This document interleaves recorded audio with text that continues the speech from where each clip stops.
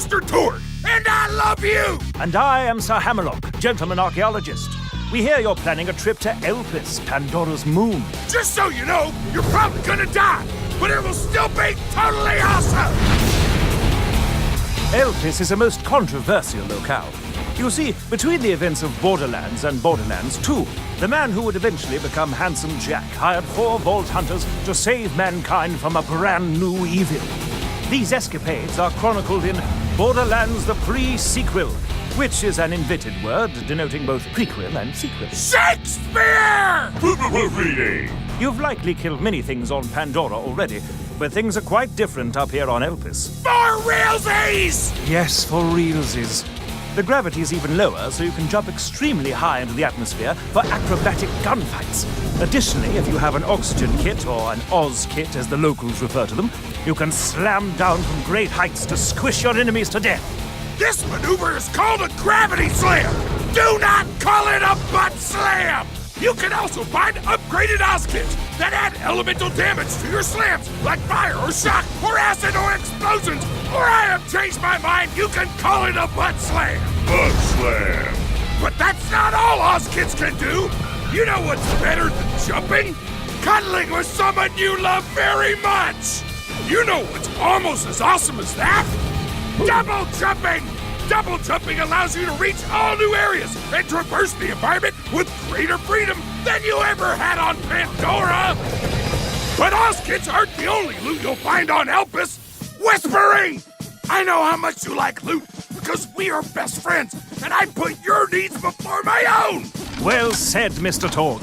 Pandora has 87 bazillion guns, but Elpis has even more. Take the new cryo weapons, for instance. For the first time ever, you can freeze an enemy with cryo damage, which will immobilize them and make them utterly helpless. Once you've done enough damage to them, they shall shatter into tiny little ice shards. Or maybe you're too cool for freeze weapons.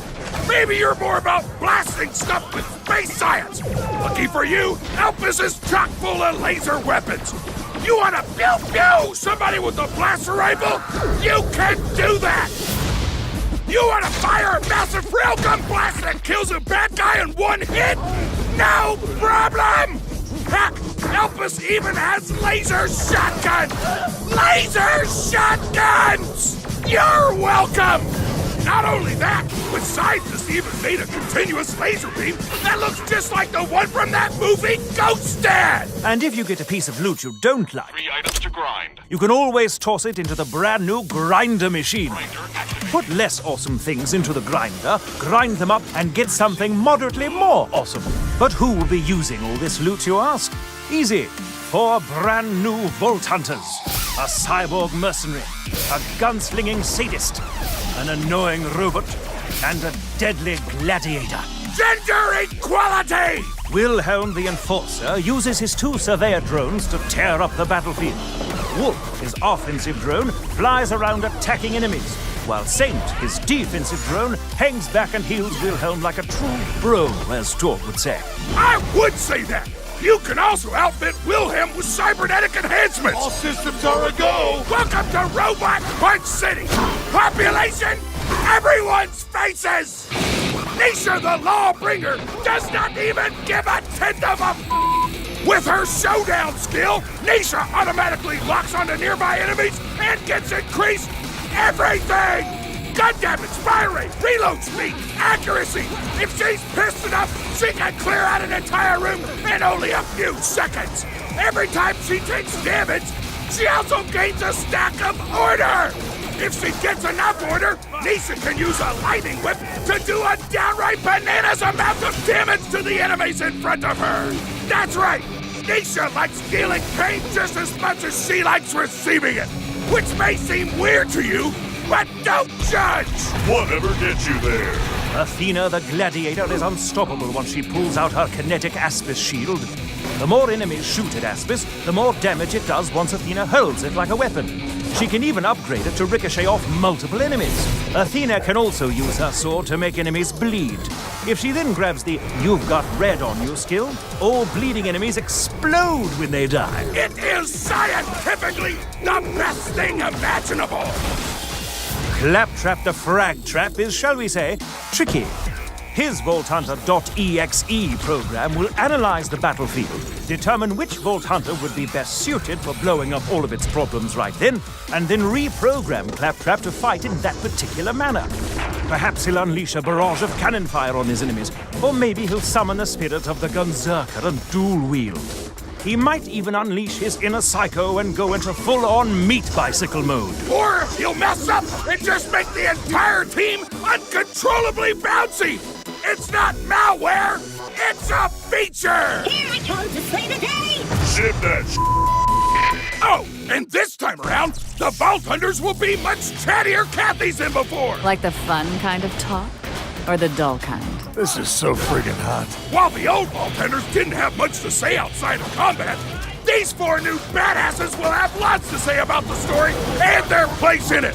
I'm programmed to be foolishly optimistic in situations such as these. Why am I not surprised? Characterization! Wow, wow, wow, wow! Speaking of characters, you'll be seeing some new faces on Elpis, in addition to some familiar ones. This is Springs, a super nice scrap vendor with a super huge crush on Athena. This is Nurse Nina, who will keep you alive but totally laugh when you're in pain. Also, Moxie is on the moon for some reason. reasons. But anyway, Elpis requires your help quite badly.